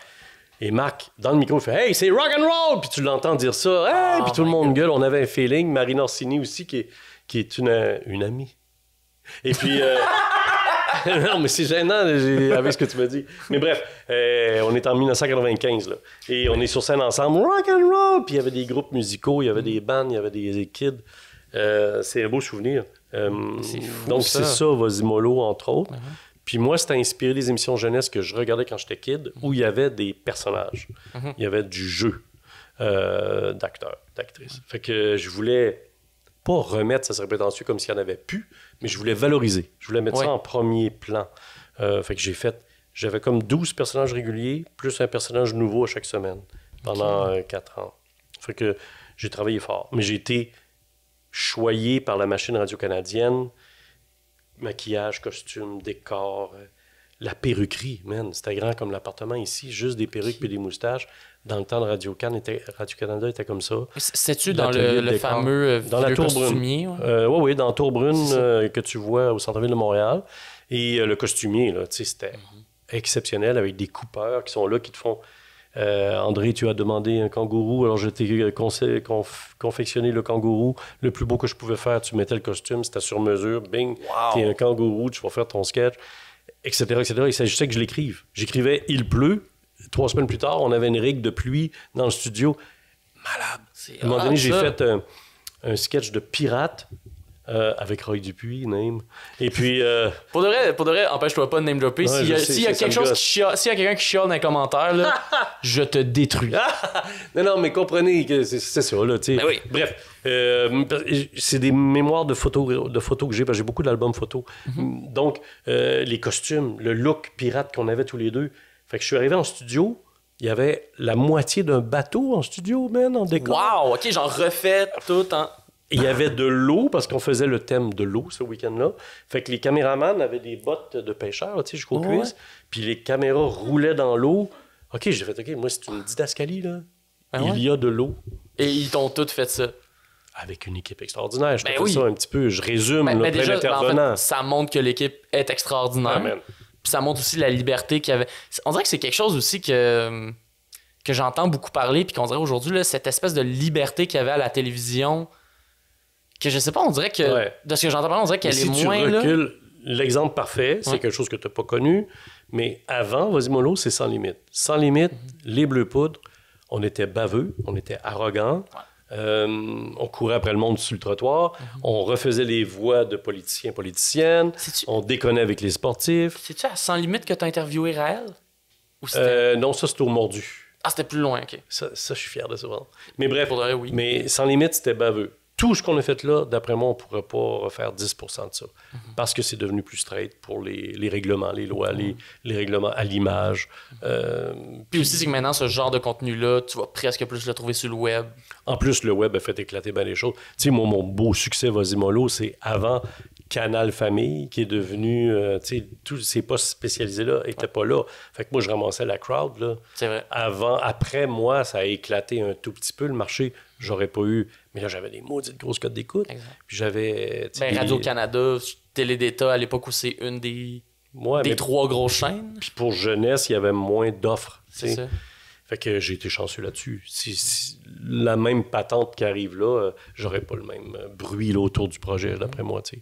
Mais là, il y avait un buzz. Mais c'est quoi, vu que je l'ai droppé, on peut aller par là, la fameuse entrevue avec Raël. Premièrement, comment... Et sur YouTube, hein? Sûrement, oui. Ouais, tu le regarderas. Fort probablement qu'elle est encore disponible. Ça me fait rire. C'est incroyable. Ça. J'aime le côté... tu sais, moi, je crois pas à Raël, puis il me gosse, puis je trouve ça grave, qu'est-ce qu'il a fait, comment il a exploité des gens et tout. C'est mon point de vue. Donc, tu l'entends dans le gars qui fait le clown, qui l'interview. Exact. Tu sais, le parodie, l'opinion de l'artiste, on a beaucoup parlé de ça, toi puis moi. Dans l'humour, l'artiste a quand même une opinion, même si l'opinion, ça peut être léger. Là, j'en avais une. Et tu vois là-dedans comment je m'amuse. Il s'amuse aussi. Et je suis pas naïf. Il a fait de la grosse promo. Moi, je foutais ça à TVA. C'était à la place du tricheur, là, mon émission. Fait que c'était une grosse cote d'écoute. Peut-être pas autant que le tricheur, mais bref, j'avais du monde qui me regardait quand même. Mais c'était une grosse case horaire à cette époque-là. Et fait que lui, bon, il est pas toton. Il a profité de ça. Mais... moi, j'avais mon opinion aussi. Fait que je suis allé... C'est drôle parce que tout ce que j'ai vécu autour de ce tournage-là, là, c'est clair. C'était à Valcourt, mais à son église. C'est ça. Mais premièrement, comment vous avez réussi à l'avoir? Comment vous avez réussi à... Bravo aux recherchistes. On a eu le flash d'aller avec Raël. Je me souviens plus du flash, la genèse, l'idée, mais le chemin, c'est les recherchistes qui appellent. Est-ce qu'on peut aller faire un tournage chez vous? Notre animateur André fait un personnage assez rigolo, il va improviser avec vous, blablabla, telle date. Oui. Puis il a accepté, shit, OK? Ouais, mais il faut aussi que le diffuseur accepte. Ça aussi, c'était délicat parce que tout le monde est conscient est-ce qu'on est en train de faire de la promo réelle? On avait le droit à cette question-là, tu sais. Mais moi, ma tête de cochon, je suis allé au bout de ma patente.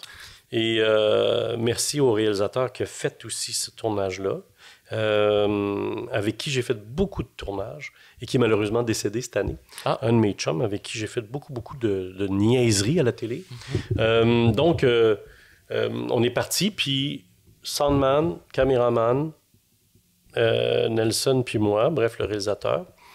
Et là, on arrive à l'église de Raël, à Valcourt. C'était un gros setup. Ouais. Et déjà, on fait des images de ça. C'est gros comme un aréna. C'est bizarre, tout ce setup-là. Et on attend. Fait que là, la fille aux relations publiques, on attend. Le bonhomme est en retard. Il est où? Nous autres, on est loin. On est à Valcourt, il faut retourner à Montréal. Ouais. Et il est en retard. Moi, ça me met un peu en tabarnak. Ouais. Il est où, là? Puis qu'à la limite, t'es presque en mode, coudonc, il nous a-tu, genre, juste posé un lapin, puis il viendra pas. Et la dame, ça j'ai été un peu baveux, mais la dame, relations publiques, elle me dit, vous savez, M. Robitaille, vous allez interviewer la personne la plus importante sur Terre pour nous, là. Puis là, j'ai dit, vous savez, mademoiselle, j'ai déjà interviewé le bonhomme carnaval. Tu sais, tout est relatif. Tout est relatif. Parce que moi, le bonhomme, c'est important. Moi, j'ai interviewé Jésus. Fait que rendu là, je là-bas. Voilà. Alors, mais tu sais, Graël a rencontré Jésus. C'est de ça que j'ai parlé avec lui. Non, c'est fou, là. C'est cool, en fait. Et puis, il est arrivé dans son costume jauni, entouré de 3 filles. C'était son classique leader de secte. Ouais, des jolies filles en léotard. C'était tout bizarre. C'est fou comment il y a beaucoup de sectes. C'est fou comment il y a beaucoup de sectes qui dérogent du catholicisme. Tu sais, la région qui est quand même en mode genre, d'habitude, une femme pour le reste de ton existence. Puis qu'eux, c'est comme, ou simplement le respect. Mais juste là, le respect, exact. Puis là, c'est genre, non, moi, Dieu, il m'a dit beaucoup de madame, mais pour moi.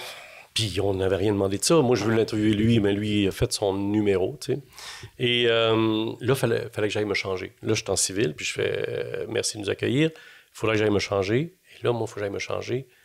Et pour ceux qui le connaissent, en Capitaine Cosmos. C'est un personnage, comme le nom le dit, c'était un casque de vélo sur la tête, mais j'avais l'air d'un martien, comme. C'était un costume. Il faudrait voir l'émission de télé qui s'appelait le Capitaine Cosmos. J'avais emprunté à TVA le costume. Et elle a pris des notes, elle va mettre des images. Ouais, exact. Et puis là, je m'en vais dans un local. Je me souviens que le local, il était en haut, il fallait que je descende un escalier. Et tu viens d'aller le voir? On a-tu l'image du Capitaine Cosmos? C'est ça, là. Je pense qu'on pourrait juste si je le montre à la caméra. Mais tu sais, je suis habillé de même, là. Fait que je l'ai pris à TVA, ce costume-là. Puis il faut savoir qu'il est connu par les téléspectateurs parce que c'est une ancienne émission de télé. Tout ça pour dire. Et je suis en boudichon habillé comme ça. Fait que Boudichon, c'est mon nerd à lunettes là, que tu as peut-être connu, mais peut-être que tu connais pas, c'est pas grave. Et là, je descends l'escalier habillé de même, mais en moi-même. Je fais « Bonjour, je suis gêné, man, je suis tout seul à m'habiller dans un local. » Je vais...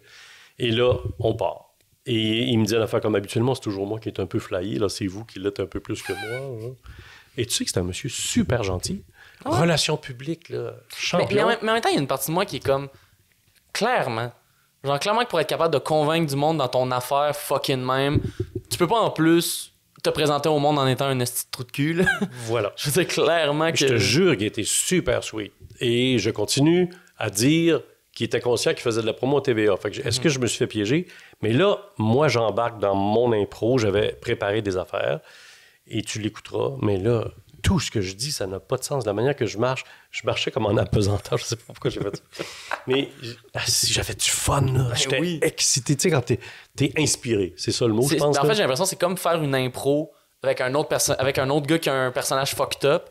Mais la seule différence, c'est que lui, c'est pas un personnage, c'est lui. Il s'y croit. Écoute, il a soupé avec Jésus. Il croit à ça. Moi, je pars. Comment il va, Jésus? Qu'est-ce que vous avez mangé? Puis, tu sais, c'est juste facile de faire des jokes. C'est juste facile. Fait que c'est pas... J'ai pas réinventé la roue, mais au moins, je l'ai fronté, tu sais. Et ça nous a donné un bon topo, là. On part dans sa coupe volante, puis on a mis un gros moteur, un bruit de moteur d'Oldsmobile, là, puis on s'en va dans... Ça ressemble à la galaxie près de chez vous, là, tu sais, la patente qui s'en va.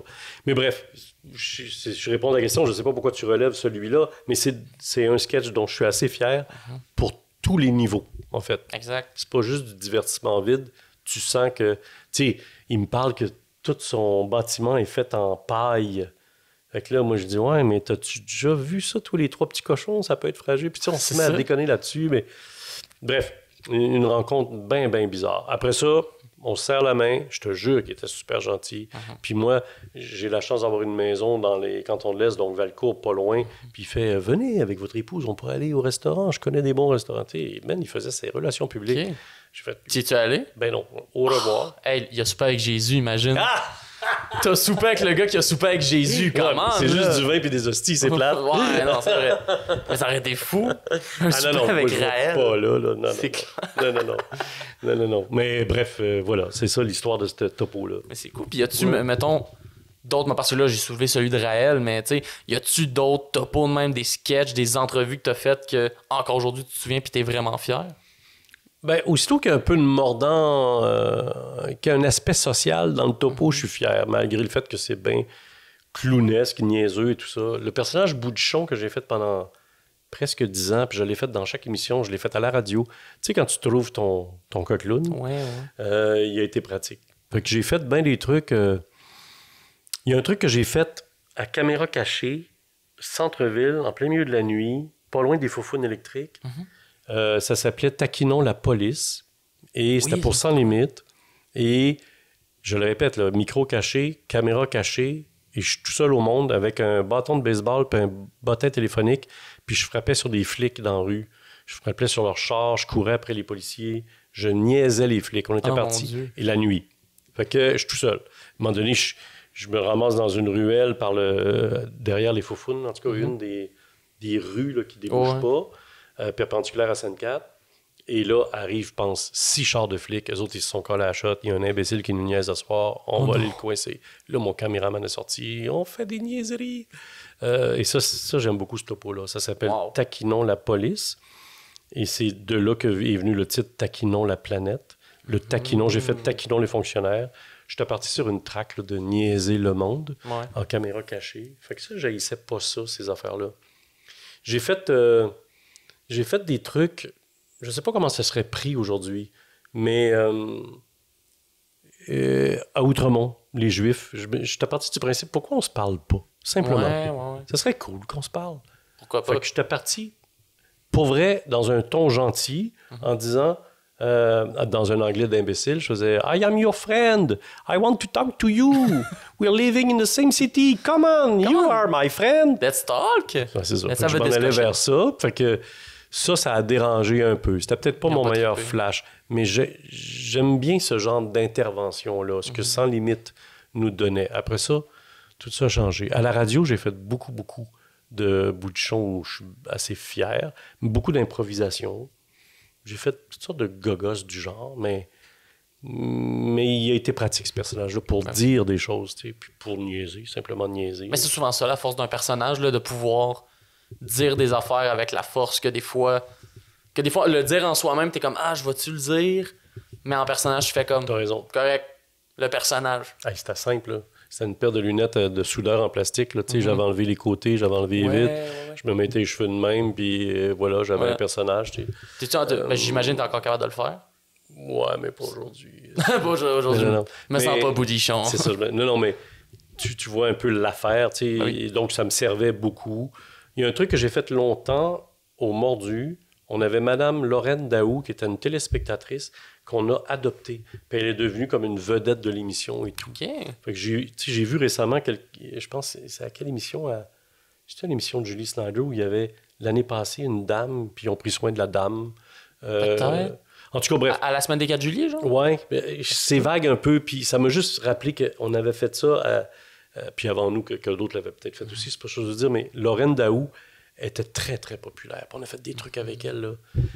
Chez elle, on l'a amenée à des spectacles, on a amené Ginette Renaud dans son salon, on a fait, tu sais, on s'amusait avec ça.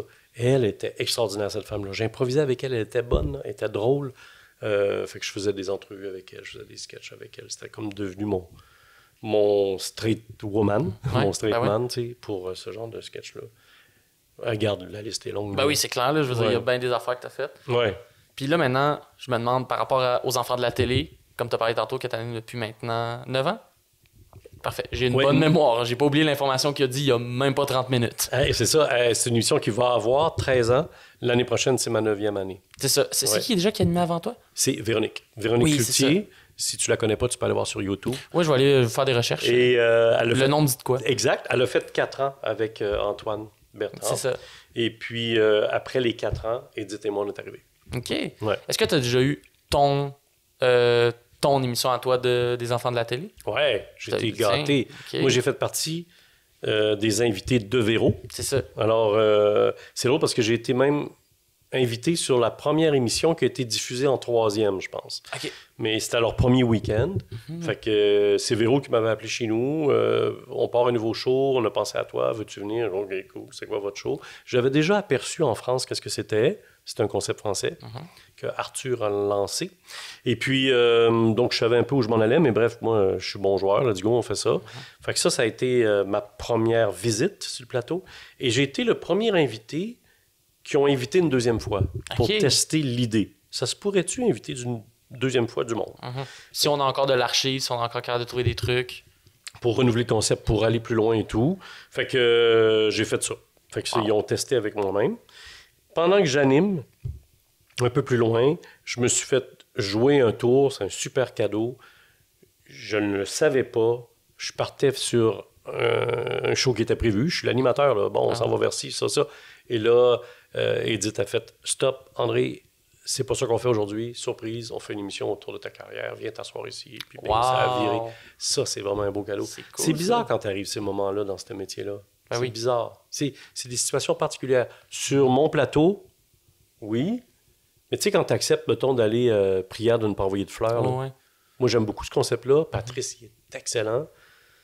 Mais d'être assis dans la chaise du mort, là, tu fais, OK, tout ça autour de ma petite personne, c'est comme il faut l'assumer. Ou l'émission Première fois, tu sais, ça, c'était avec Véronique. Man, j'ai été gâté, ils ont travaillé comme des fous sur moi. C'est ça, toutes les émissions qui sont un peu un hommage. Ouais, c'est weird un peu. C'est vrai que c'est ça dans ton sonne char bizarre. après, tu fais, OK, wow, dans quel métier que tu reçois cet éclairage-là, tu sais. Mais regarde, je joue le jeu, puis j'assume, puis... Ben oui, exact, mais c'est vrai que on dirait que j'ai envie de savoir un peu plus comment tu ressens ça, cette espèce de... En fait, j'ai l'impression, c'est quoi ta perception de toi-même par rapport à ta carrière? Parce que je pense que la plupart du monde te connaissent, la plupart du monde te considère comme un grand acteur, grand animateur du Québec. 5 pieds 8. C'est vrai, mais déjà, bonne taille à ce niveau-là. Calme-toi. Calme-toi. Non, mais on dirait que c'est tout le temps quelque chose qui m'a fasciné. T'sais, les gens qu'on considère comme connus, c'est quoi, eux, leur vision de... Tu vas faire du name dropping, toi, à cette heure-là? Moi, je vais faire plein de name dropping, moi dire à tout le monde. Yeah. Moi, je vais te nier ça, man. Le podcast, à qui, ça? Pelletier? Ah, c'est ça? Bruno? Non. Ben, je sais pas. C'est dur d'avoir une objectivité par rapport à soi. Ta question, je sais pas comment y répondre parce que, en fait, moi, je suis pas gêné de ce que j'ai fait. J'assume parce que j'ai travaillé comme un cave et je continue à le faire. Je suis pas mort encore. Mais il y a une certaine fierté de ce qu'il y a derrière moi parce que je l'ai pas eu de même. J'ai travaillé comme un fou. Fait que ça, c'est cool. J'ai beaucoup inventé les émissions que j'ai faites. Ça, c'est bizarre. J'ai beaucoup provoqué ma job. Oui. Des fois, je suis épuisé de ça. J'aime ça avoir une job. Hey, André, viens donc jouer dans ça. Puis tu vas faire ce personnage-là. Puis c'est pas moi qui fais la mise Puis en on scène. s'occupe de tout. Là. C'est pas moi qui ai écrit le projet. C'est pas moi qui le produit. Ça fait des fois du bien dans l'année, tu sais. Fait que c'est une carrière un peu weird. J'ai provoqué ma job. Puis en même temps, j'ai été gâté par les autres décideurs. Fait que c'était un beau mixte. Puis d'être animateur et acteur en même temps, c'est de l'ouvrage. C'est 2 agendas, c'est 2 machines, c'est 2 PME. Oui, exact. Fait que ça peut être épuisant autant pour moi que pour mon entourage. Tu sais. Fait que ça, il faut faire attention. Mais c'est vrai que ça demande de l'énergie. Parce que l'image de la PME, on se la fait souvent dire là, à l'école, puis juste dans le milieu. C'est que tu sais, en tant qu'artiste, tu as ta PME, puis on dirait que pas juste ça. Tu as, mettons, la PME André Robitaille. Mais là, après, vu que tu fais souvent tes propres projets, ben là, il y a la PME André Robitaille qui gère la PME Vas-y Mollo, qui là, va gérer la PME, tester sur des humains, qu'il y a d'autres personnes qui rentrent dedans. Là, moi, j'ai ma maison de production en même temps, là, qui est là en parallèle, qui s'appelle Monarch, où on fait des shows. Fait que j'engage du monde.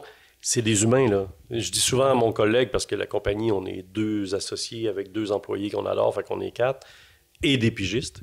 Puis moi, ma phrase, c'est toujours, c'est des humains, on gère des humains. Si on faisait une compagnie de verre d'eau, c'est solide, là. C'est pas la même relation. Mais là, notre travail, c'est de gérer des humains. Des diffuseurs, des auteurs, des techniciens, et des actrices, des acteurs. Un public. Et un public. Fait que, puis des journalistes, puis nomme-les, là. C'est toujours des humains. Alors, ça, c'est épuisant. C'est pour ça, des fois, qu'il faut aller s'enfermer dans un chalet quelque part ou dans un sport ou juste sortir de tout ça. Là. Pas y penser, c'est comme ça que moi, j'ai réussi à durer.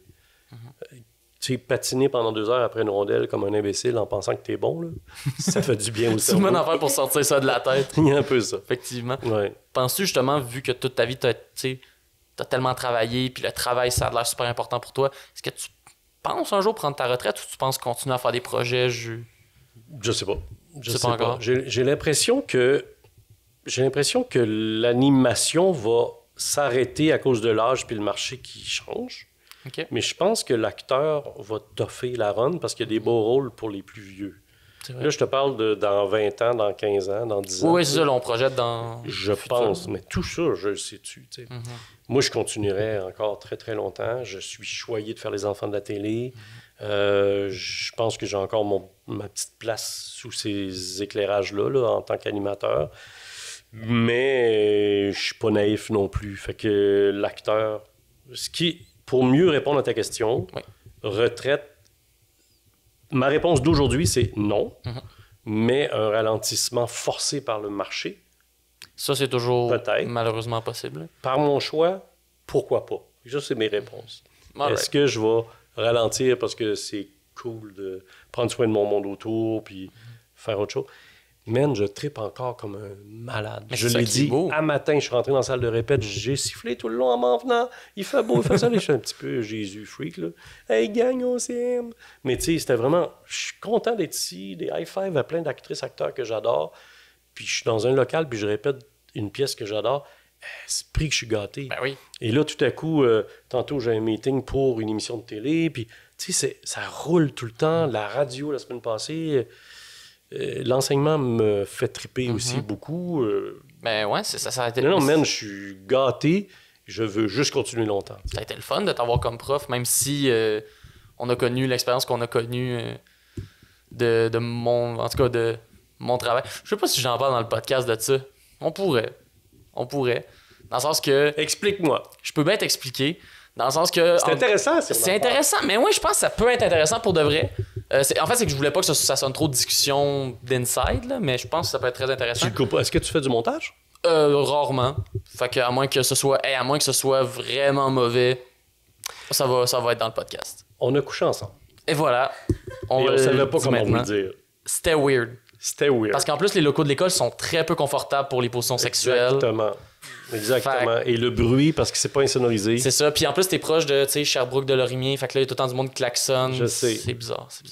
Ça a fait une atmosphère dans la classe un peu weird. Ouais. Parce qu'ils étaient là. Ils étaient là. Puis. Mais au moins, je pense que ça a rapproché tout le monde.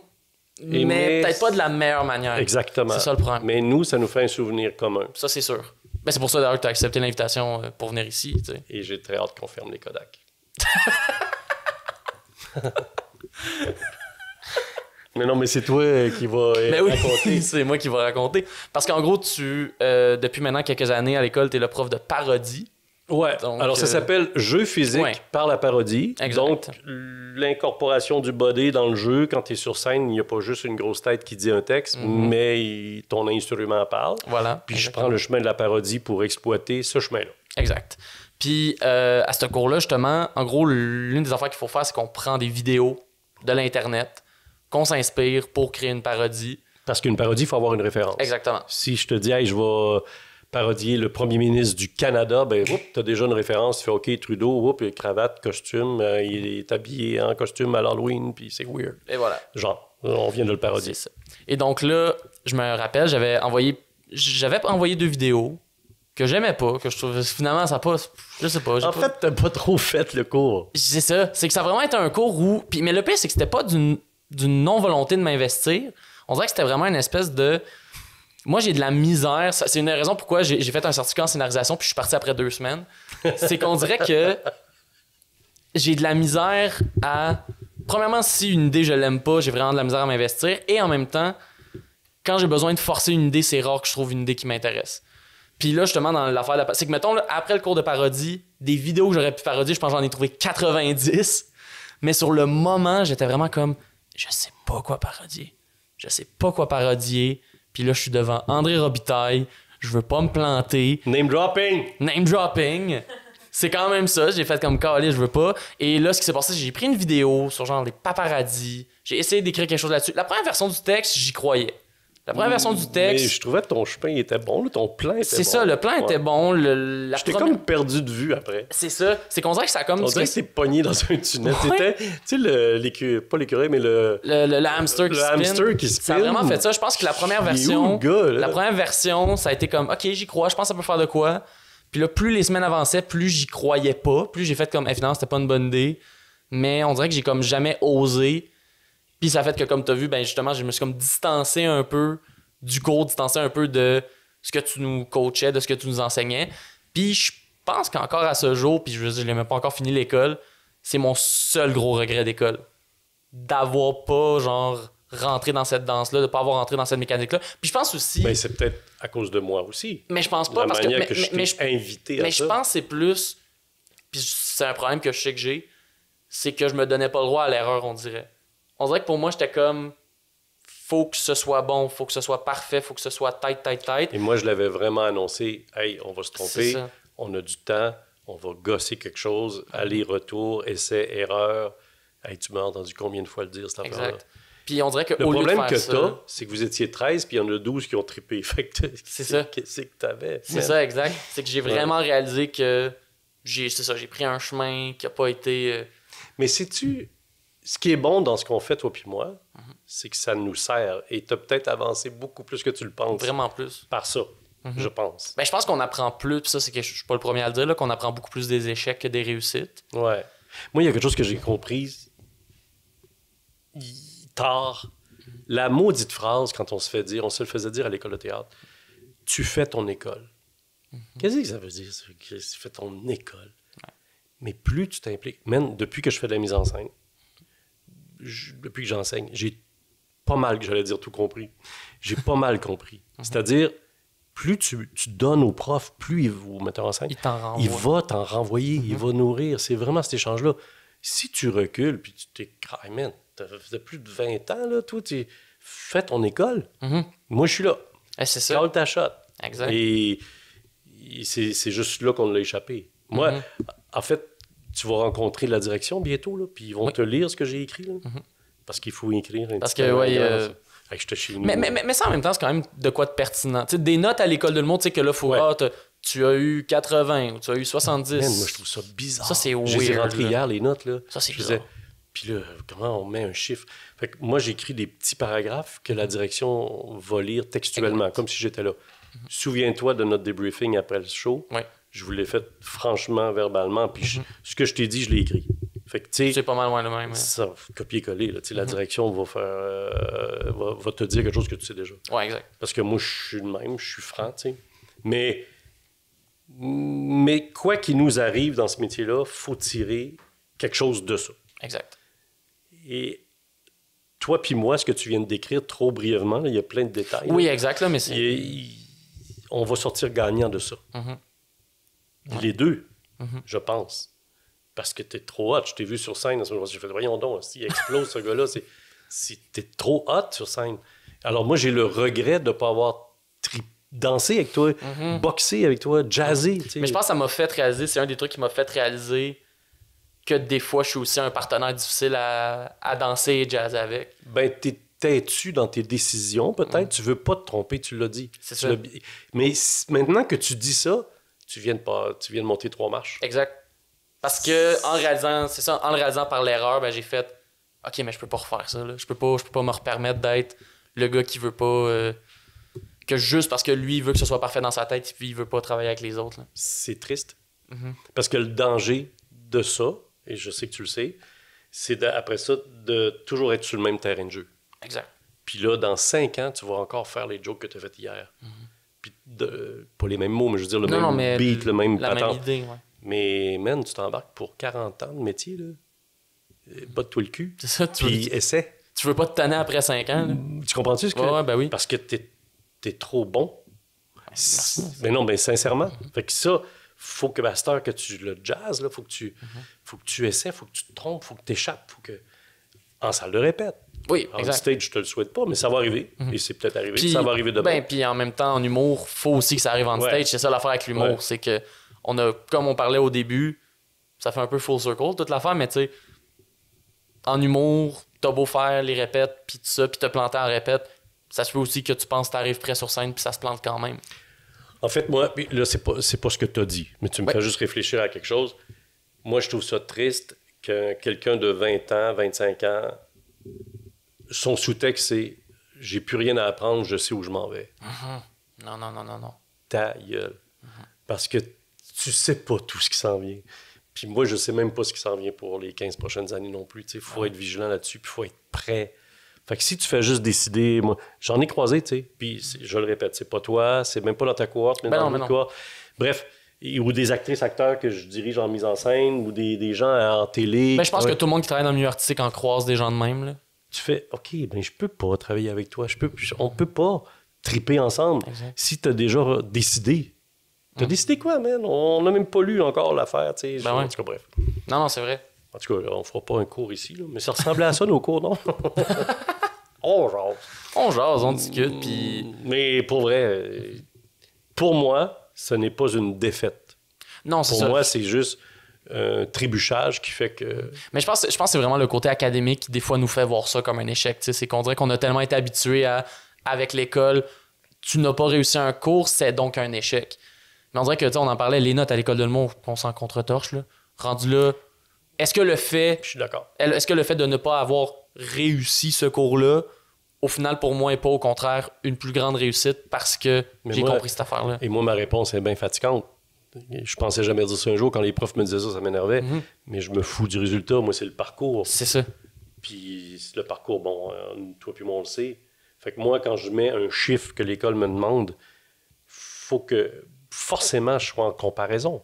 Faut que je sois conséquent avec X qui a donné tant de travail dans le parcours, alors que Y en a donné moins. Bon, ben, lui ou elle vient de me donner le baromètre, puis lui ou elle me donné l'autre baromètre, puis là, je gosse là-dedans, puis je sors des chiffres. Ah, je trouve ça bizarre, même. C'est devant mon ordinateur. weird. Ah, écoute, j'avais l'air d'un épais, là. J'ai sorti vos photos à côté de mon ordi. OK, parce que moi, je suis visuel. Je fais, ah oui, qu'est-ce que c'est? Ah, là, je voulais être conséquent, je voulais être fin, je voulais être... Puis, mais franc aussi. Parce que show must go on, là, c'est... Non, tu veux pas non plus donner tout le monde des belles notes alors non, qu'au parce final... qu'on est friendly, tu sais. Ouais, c'est ça, ben non. Non, c'est ça le name of the game. Mais c'est le parcours qui est plus noté. Mais en tout cas, bref, on a assez parlé, mais tu vois ce que je veux dire. Ben oui, 100%. Ouais. Ça a été... C'est le fun à faire. C'est le fun. J'aurais aimé ça avoir plus, mais regarde, ça sera une autre fois.